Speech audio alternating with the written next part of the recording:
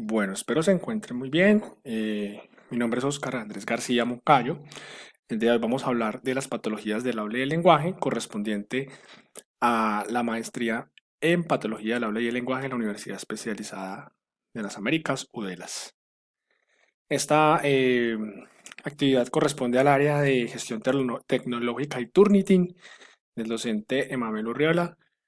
Em, y bueno, vamos a hablar pues de cómo se hizo el presente trabajo. Se buscó en diferentes bases de datos, todo lo correspondiente a patologías del habla y el lenguaje, buscando información correspondiente a artículos y libros donde pudiéramos identificar y encontrar estas patologías. El contenido es, inicialmente vamos a hablar de trastornos del lenguaje, trastornos fonológicos, dislalia, disfemia, disartria, trastorno de la comunicación social, disglosia, taquifemia y afasia. ¿Qué es un trastorno del lenguaje? Es una patología con dificultades en la adquisición del lenguaje, donde no se presentan problemas neurológicos, cognitivos, sensoriales ni sociofamiliares. El término disfasia se ha ido trasladando al término trastorno del lenguaje. Aquí tenemos la definición de la H, donde nos rectifica lo que acabamos de decir. Básicamente este cuadro nos resume tres cosas muy puntuales. La etiología es que el paciente no debe tener alguna patología ni auditiva, ni cognitiva, ni neurológica asociada. Hasta pues nos da una medida de decibeles específica. En las características es un trastorno receptivo expresivo, hay fallas en fluidez, hay fallas en procesamiento de la información. Y como conclusión, podemos decir que es un trastorno que no se puede explicar por ninguna otra causa adicional y aún existe un debate y existen muchos estudios que están intentando como esclarecer muchas de las causas correspondientes a los trastornos específicos del lenguaje. Cuando hablamos de trastornos fonológicos son dificultades en la adquisición de las habilidades fonológicas, de las unidades y de las reglas fonéticas. La etiología nos habla de un sustrato biológico de las áreas perisilvianas y dificultades para el reconocimiento de los fonemas y las reglas lectoescritas. En estos casos se encuentra mayor retraso que en el trastorno específico del lenguaje. O sea, vemos mucha más dificultad en estos pacienticos. Dentro de la dislalia, es un trastorno de articulación de fonemas por ausencia o alteración de los sonidos del habla y es el principal motivo de nosotros en las consultas. Aquí tenemos la definición del DSM-5 y hay varios tipos de dislalias. Ahí tenemos alalias, tenemos idiolalias, tenemos dislalias sensoriales, dislalias motoras. O sea, dependiendo de cuál sea esa etiología y el comportamiento del usuario, ¿cierto? Hay una etiología específica en cuanto a si se está alterada la parte auditiva. Entonces hablamos de una dislalia audiógena, de una dislalia orgánica, si hay una disglosia, ¿cierto? Y si hay una dislalia funcional o una dislalia evolutiva. La dislalia tiene nombre y apellido. Podemos hablar de dislalias simples, dislalias fonéticas, dislalias múltiples, ¿cierto? Dependiendo de qué tantos fonemas no esté pronunciando bien el paciente y también dependiendo de dónde esté la alteración, dónde esté la falla en punto y modo de articulación. Es una dificultad que no se puede diagnosticar antes de los 5 años y tiene diferentes causas. Hay que indagar en la base específica para poder dar un diagnóstico certero. La disfemia es un trastorno del ritmo del habla caracterizado por repeticiones. Esto es importante. Se dan repeticiones con esfuerzo y tensión para hablar. Existen diversas causas. Hablamos de parálisis cerebral, epilepsia, traumatismo cronocefálico, entre otras. Tenemos una disfemia adquirida posterior a una lesión psicógena atribuida a una situación estresante evolutiva, con la cual se cronifica. Y tenemos la taquifemia, poco inteligible y excesivamente rápida. Ahorita vamos a hablar un poco de la taquifemia. Y la tartamudez encubierta, que es la que perdura posterior a que el usuario ya ha sido diagnosticado, ya ha sido tratado. Es como la secuela que le puede quedar. Em, Se da mayoritariamente en familias donde ya se ha presentado previamente una alteración relacionada. Tenemos la clónica, que es la repetición de una sílaba o grupo de sílabas. La tónica es total del habla, es un bloqueo total del habla. Y la mixta, que es una combinación de las dos. Es un gran número de aspectos que hay que tener en cuenta para su atención oportuna. La disartria es una patología relacionada con secuelas neurológicas. Por eso aquí vamos a ver que nos hablan de una etiología con motoneuronas, tanto superiores como inferiores. También hablamos de disartria mixta. Y pues básicamente un común denominador entre la disartria espástica, la disartria flácida y la disartria mixta es que hay hipernasalidad, pero en algunas cambia el tono de la voz. En esta por lo menos la voz es ronca, es estrangulada, y podemos tener asimetría facial, mientras que en la disartria flácida tendremos la voz ronca, pero con estridor, ¿cierto? Hay dificultad para producción de fonemas explosivos PTK y también pues hay incompetencia labial, todo lo relacionado con secuelas neurológicas. Mientras que en la mixta pues sí vamos a ver una combinación de ambos aspectos. En la hipercinética, aumento de movimientos involuntarios, es muy parecida, pero tenemos mayor predominancia del movimiento involuntario. Y en la hipocinética, por lo menos la enfermedad de Parkinson, donde vamos a ver temblores y podemos ver afectaciones también en la voz y en componente de eglución. La hipernasalidad es un común denominador.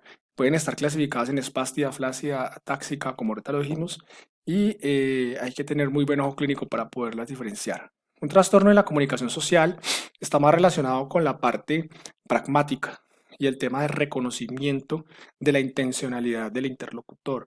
Hago referencia a qué me quiere decir esa persona con un gesto, qué me quiere decir esa persona cuando me está hablando, si usó una palabra de doble sentido, ¿la entendí o no la comprendí? Entonces todo eso está relacionado. El DSM-5 nos da también su definición y todavía la etiología está en estudio, como en las múltiples patologías que hemos venido viendo. Ese trastorno nos da como resultado no entender la ironía, ¿cierto? Dificultad para entender cosas que posiblemente otra persona sobreentendería, dificultad para entender expresiones faciales, no proporcionar información del contexto. Es un trastorno donde se evidencia en la infancia temprana, pero a menudo se diagnostica tarde y suele presentarse junto al autismo, el TDAH y a otros trastornos del lenguaje. Las disglosias son dislalias orgánicas, es un trastorno de origen neurológico central causado por lesiones físicas o malformaciones de los órganos articulatorios, y los trastornos que puedan aparecer en una disglosia son alteraciones orgánicas. Es una falla orgánica, es una falla que se puede presentar en estructuras como puede ser un frenillo corto, como puede ser un labio fisurado, una macroglosia, ¿cierto? Entre otras muchas que vamos a mencionar.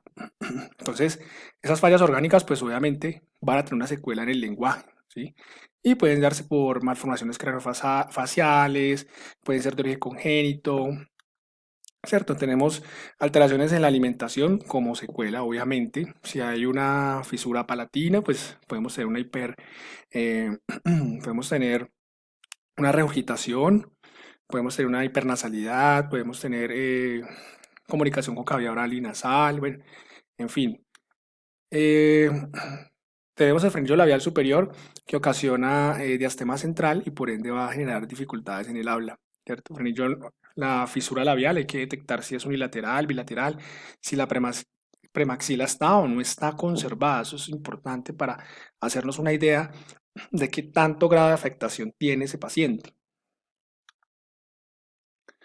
Nos va a generar trastornos de origen faringio, vamos a tener trastornos de origen auditivo, laringio, glosolabial, maxilar y disfagia también, como lo hemos dicho previamente. La disfagia viene como secuela de los problemas auditivos, los problemas laringios, todo eso está asociado porque son estructuras que están muy cerca y que al tener alguna afección, pues obviamente eso va a repercutir en otros sistemas que tenemos en el área estomatognática. La cirugía es una de las mejores opciones, ya que la cirugía nos permite eh, restaurar o unificar esas zonas que estén afectadas, pero no funciona sola. Por eso es importante el acompañamiento terapéutico para mejorar la producción y la actividad funcional, porque queda el engrama, ¿sí? Si el paciente está acostumbrado a tener un punto articulatorio inadecuado porque tiene una fisura, si el fonoaudiólogo no está para entrenar esa habilidad puntual de posicionamiento lingual, de actividad del ar, pues no, la cirugía sola no nos va a funcionar. En las macroglosias la cirugía es de recesión de laterales, en anquiloglossia cirugía de liberación de la lengua entre piso de boca, en parálisis unilateral puede ser electroestimulación y terapia intensiva, y en malformaciones se da función a la estructura. En la glosoptosis es electroestimular por si hay lesión del hipogloso, y en la glosia se entrena al sujeto para tragar y elevamiento del ar. Tenemos diglosias faciales también, típicas de algunos síndromes, disglosias mandibulares, eh, por el tema pues, de resección mandibular, de atresia mandibular, de micropnatia. Y los pacientes con patologías deben de recibir manejo integral, teniendo en cuenta los componentes de tratamiento. La taquifemia es muy parecido al tema de la disfemia. Aquí vamos a ver que el paciente tiene una velocidad aumentada en su discurso, ¿sí? Y eso hace que, pues, que no sea 100% inteligible. Y aquí podemos diferenciarlo con un cuadro de una manera muy precisa. Mira, el taquifémico hace pocas pausas, el tiempo es irregular, frecuentemente hace repeticiones en sílabas, cosa que no pasa en el disfémico, ¿cierto? Conciencia del problema está fallando, prestando atención, logra prestar lectura del texto, lo logra hacer, participa de manera repetitiva, desinhibida en la escritura, ¿cierto? Entonces, es un trastorno inestable y diverso que la disfemia tiene como síntoma básico la falta de precisión en la planificación y control de la terapéutica. La afasia, como bien sabemos, es una alteración del lenguaje por una secuela neurológica, ¿sí? Tenemos la afasia en múltiples categorías. Podemos encontrar expresiva, receptiva, motora, sensorial, no fluida. O sea, todos esos aspectos tenemos que tenerlos en cuenta para poder hacer un diagnóstico oportuno y pertinente de una afasia, ¿cierto? Por lo menos está la afasia de Broca, que es una afasia mucho más expresiva, donde donde al contrario pues de la afasia de Wernicke, que es más comprensiva, vamos a tener dificultades en la parte articulatoria y en la repetición verbal. Mientras que en la afasia de Wernicke vamos a tener más fallas a nivel de comprensión, más fallas en la parte de emisión oral también precisamente, y pues son pacientes que en algunos momentos no son conscientes de las dificultades que presentan. La afasia global nos encierra todo el tema correspondiente a la afasia como tal. Hay una afasia anómica, que es más de tipo semántica.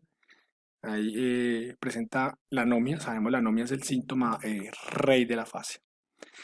Como conclusión, debo decir que el presente trabajo nos permite clasificar las patologías para tener claridad de las fallas específicas, así generar una ruta acertada de tratamiento.